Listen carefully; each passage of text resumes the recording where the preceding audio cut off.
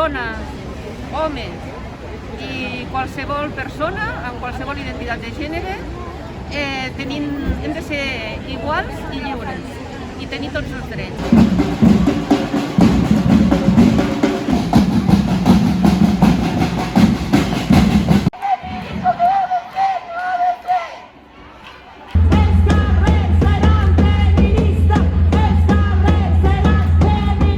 Cada dia les feministes sortim al carrer per defensar els avenços que any rere any hem aconseguit socialment.